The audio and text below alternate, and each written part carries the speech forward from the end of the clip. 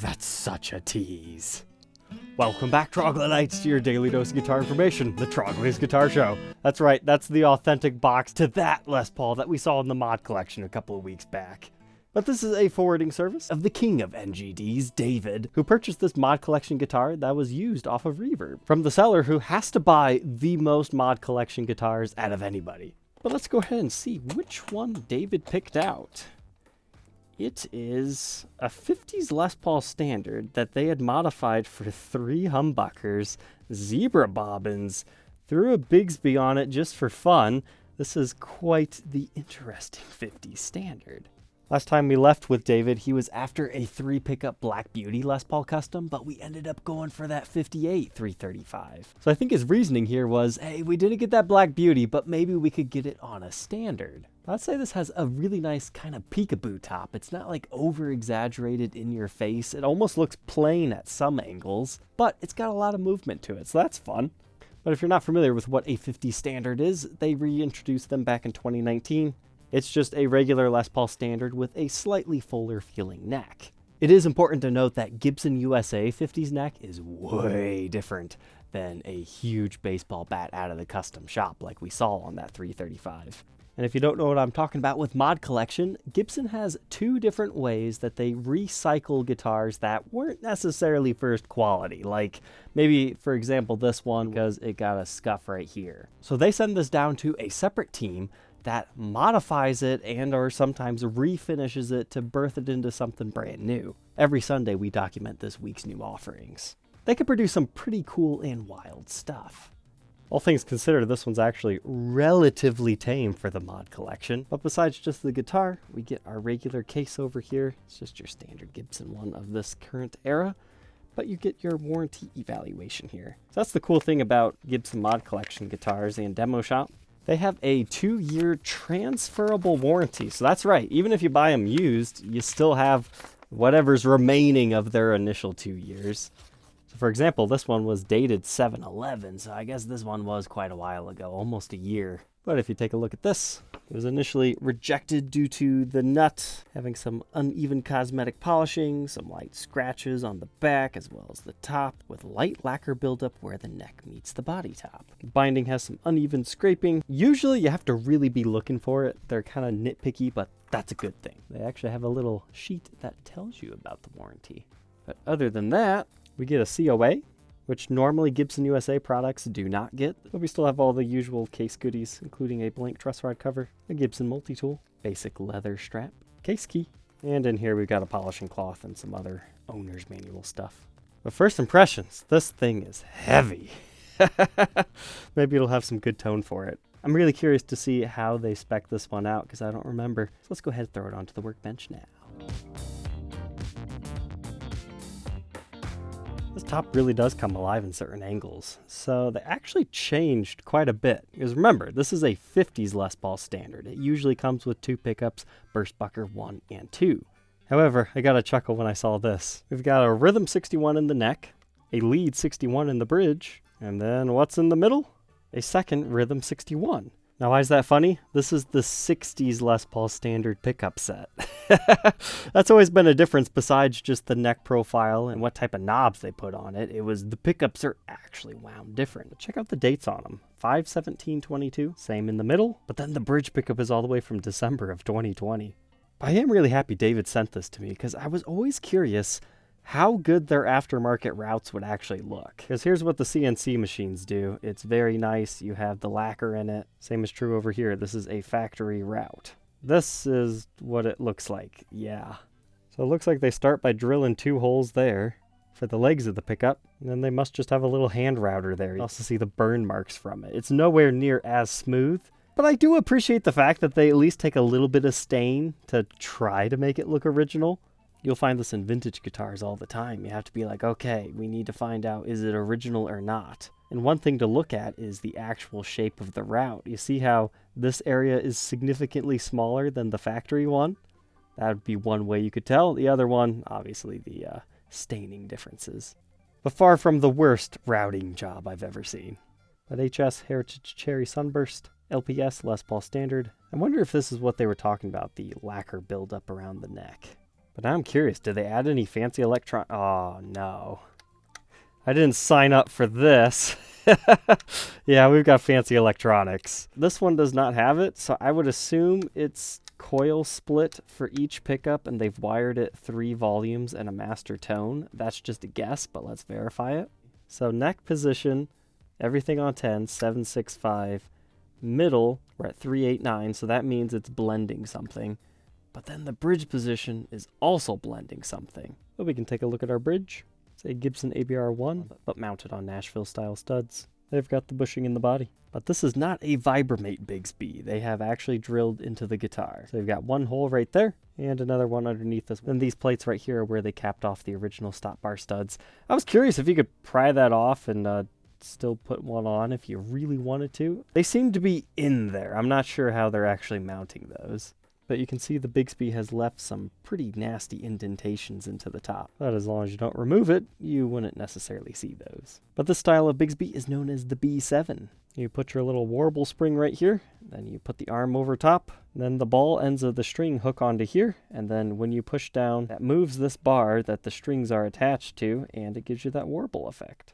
And this is your tension bar right here. You want to run the strings under that, otherwise you get plingy plingy sounds. And depending on your neck angle, the strings can fall out of your saddles. Sometimes you can get away with not doing that. That's a personal preference. But this thing is a lifesaver. I love it when the mod collection includes these. It's a different kind of Vibramate, so this is known as a string spoiler. It just makes string changes a lot easier because it latches onto those, and then you can just put your strings right here. It's kind of like a claw tailpiece to an EDS 1275 or something. The downside is your Bigsby doesn't look quite as cool.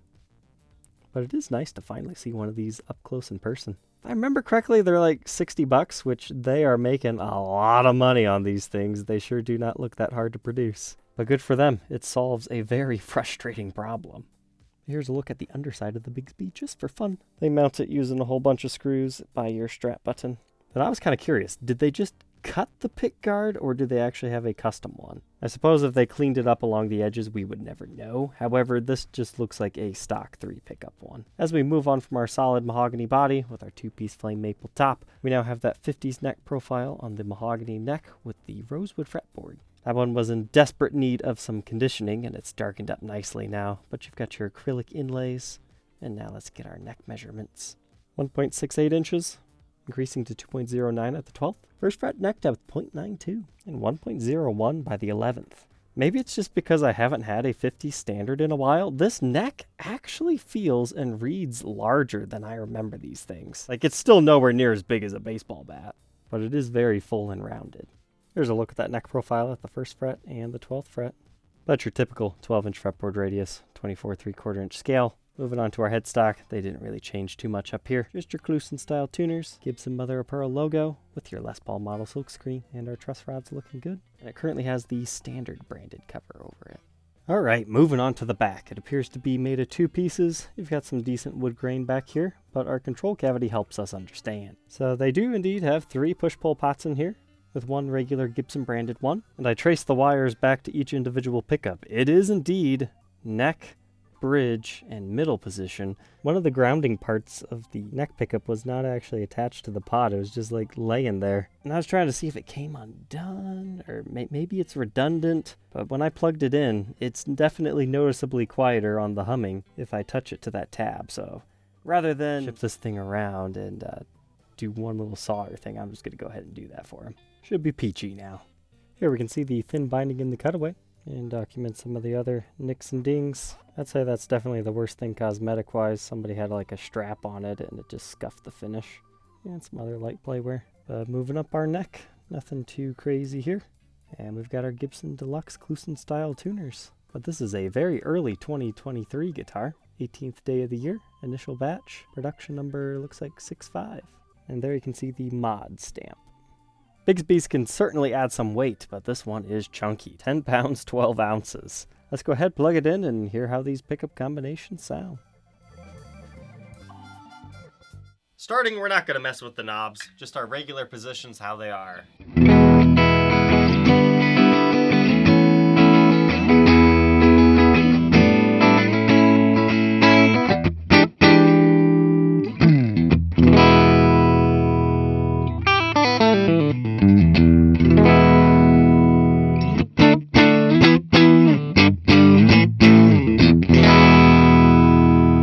Has an extra glassy sound to it, almost piezo-like.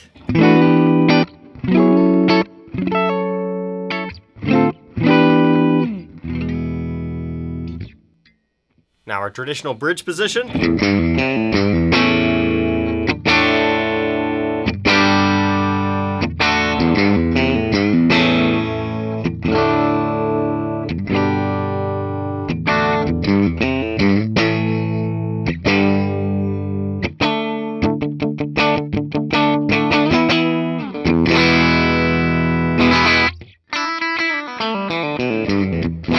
And now we'll go with our stock middle position.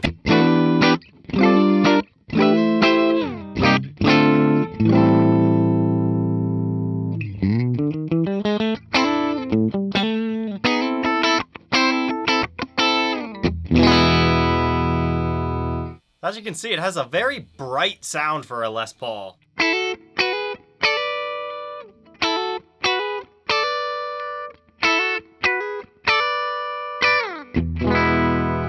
So now, in theory, rolling off our middle pickup should change that back to a regular Les Paul. So let's run through these positions again. Bridge.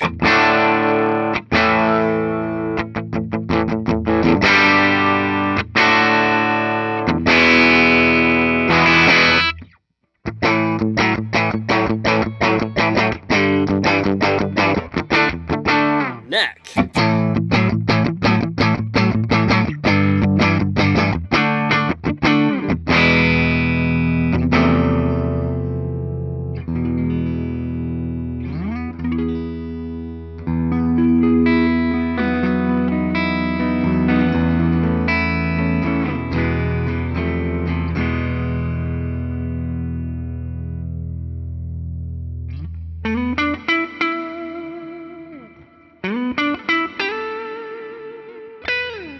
And then middle position should be these two.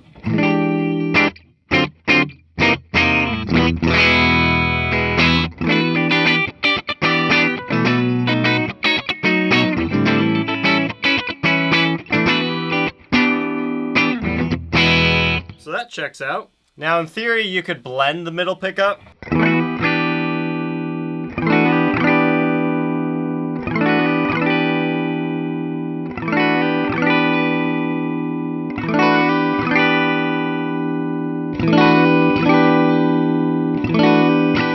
But in my opinion, it acts more like an on or off switch. You have this sound, and then around 8, it switches over into your other sound.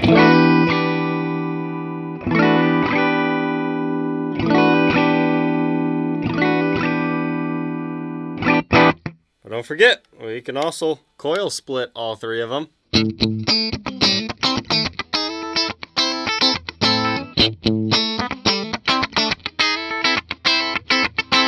And then you could technically get crazy. With all 3 of them on, you could only split like 1.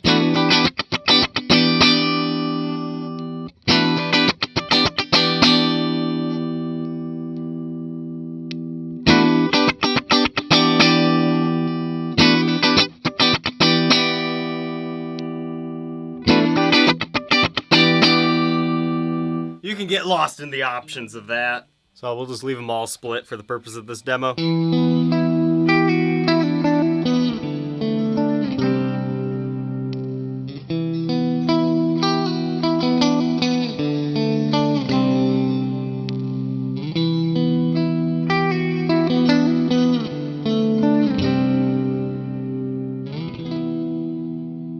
then don't forget, you also have your tone controls.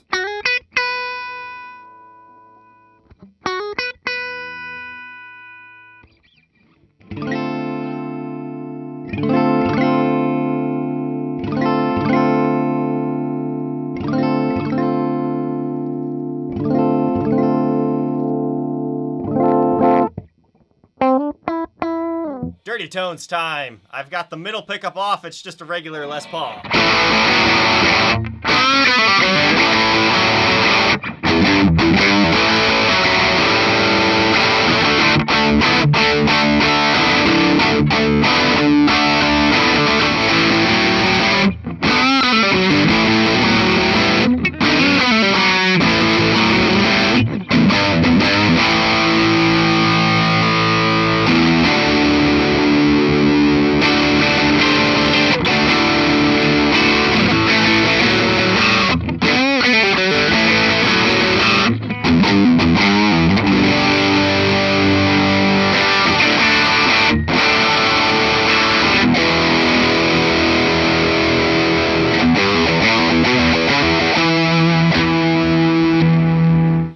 bring that middle back in.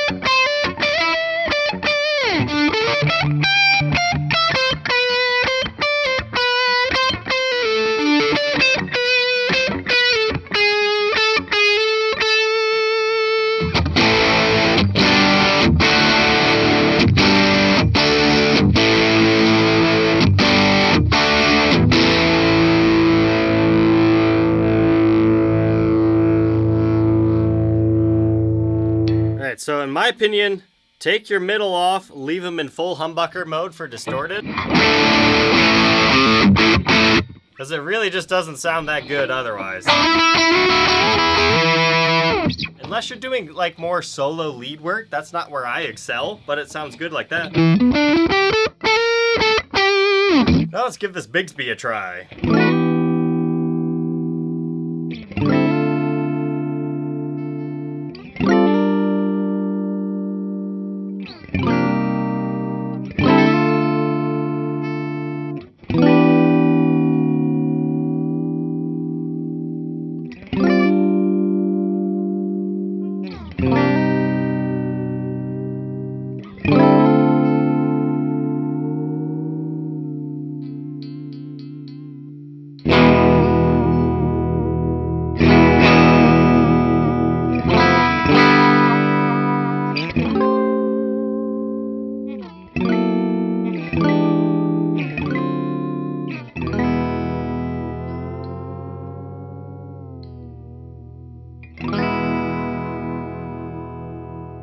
I wonder if there's more to the spoiler system than just ease of string change, because that almost seemed to stay in tune a little bit better. And I wonder if it's because these have more of a fixed position right here, because sometimes you don't always get that ball end of the string firmly secured there. It gets a little bit tough. And you got less crazy angles, so maybe.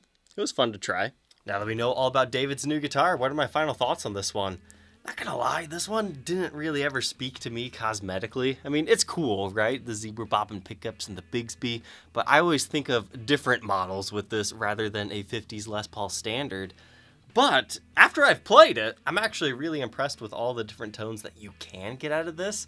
It's just knowing when to use each of them, because they're not all appropriate for every situation. But alright, Troglodytes, I hope you enjoyed. Don't forget to like, comment, and subscribe, and we'll catch you tomorrow on the next one. Take care. If you enjoyed this mod collection guitar, you might enjoy seeing this one. But be warned, it's a bit spooky.